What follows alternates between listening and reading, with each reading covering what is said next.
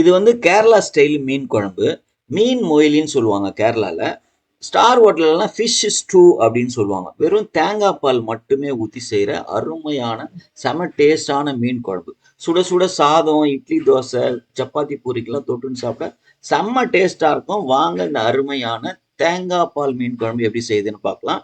நான் பச்சை நெத்திலி எடுத்திருக்கேன். பச்சை நெத்திலி தலையை அப்படி கிள்ளிட்டு குடலை லேசாக க்ளீன் பண்ணிட்டு வாழை பாதி வால் தான் கட் பண்ணோம், முழு வாழை கட் பண்ணக்கூடாது, பிரிஞ்சிடும். இது மாதிரி க்ளீன் பண்ணிவிட்டு அதில் அரை ஸ்பூன் மஞ்சத்தூள், கொஞ்சம் உப்பு, அரை ஸ்பூன் இஞ்சி பூண்டு பேஸ்ட்டு, ஒரு பச்சை மிளகாய் இடித்து வச்சுருக்கேன் அதை சேர்த்துக்கின்னு அரை எலுமிச்சம்பழம் போட்டு நல்லா மிக்ஸ் பண்ணிவிட்டு ஒரு அரை மணி நேரத்துக்கு மேரினேட் பண்ணி வச்சிடலாம்.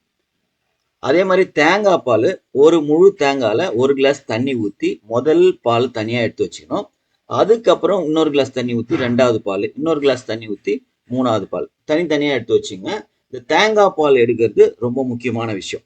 ஒரு சட்டியில் 50 ml தேங்காய் எண்ணெய் ஊற்றிட்டு ஒரு ஸ்பூன் கடுகு, ஒரு ஸ்பூன் ஜீரகம். கடுகு நல்லா வெடிச்சு வரும்போது ஒரு 4 பச்சை மிளகாய் நீட் வாக்கில் கட் பண்ணி வச்சுருக்கேன், அதை போட்டுக்கலாம். ஒரு பெரிய சைஸ் வெங்காயம். இது ரெண்டுத்தையும் நல்லா வதக்கிட்டு கொஞ்சம் கருவேப்பிலை சேர்த்துக்கலாம், அரை ஸ்பூன் மஞ்சத்தூள் சேர்த்துக்கலாம். இது எல்லாம் நல்லா வதங்கினதுக்கு அப்புறம் 20 கிராம் இஞ்சி நீட்டா மெலிசா கட் பண்ணி வச்சிருக்கேன். அதே மாதிரி பூண்டும் கட் பண்ணி வச்சிருக்கேன். இது ரெண்டுத்தையும் 10 பல்லு பூண்டு போட்டுட்டு, பூண்டு இஞ்சி நல்லா வதங்கினதுக்கு அப்புறம் ஒரு பெரிய சைஸ் தக்காளி பெருசா கட் பண்ணி வச்சிருக்கேன், அதையும் சேர்த்துட்டு தேவையான அளவு உப்பு போட்டு இந்த வெங்காயம், தக்காளி, இஞ்சி, பூண்டு எல்லாம் நல்லா வதங்கணும்.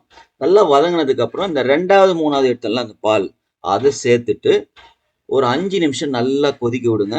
நல்லா 5 நிமிஷம் கொதிச்சதுக்கப்புறம் க்ளீன் பண்ணி வச்சுக்கிற மீன் அதில் போட்டு, மீனை வந்து கொதிக்க விடக்கூடாது. லேசாக கொதி வரும்போது முதல் பால் எடுத்துருக்கோம் பாருங்க, அந்த பாலை இதோடு சேர்த்துடணும். சேர்த்துட்டு ஒரு சின்ன சைஸ் தக்காளி 4ஆ கட் பண்ணி வச்சிருக்கேன், அதை இதோடு சேர்த்துக்கிறேன். பொடியா நறுக்குனா கொத்தமல்லி தழை, ஒரு 25 ml தேங்காய் எண்ணெய் அதில் ஊற்றிட்டு, இப்போ பார்த்தீங்கன்னா லேசாக அப்படியே கொதி வரும். அது கொதி வர நேரத்தில் ஸ்டவ் ஆஃப் பண்ணிட்டு மூடி ஒரு 15 நிமிஷம் கழிச்சு ஓப்பன் பண்ணி பார்த்தீங்கன்னா அந்த வரும் பாருங்க வாசனை வேற லெவல்ல இருக்கும். செஞ்சு பாருங்க, சாப்பிட்டு பாருங்க, சந்தோஷமா இருங்க.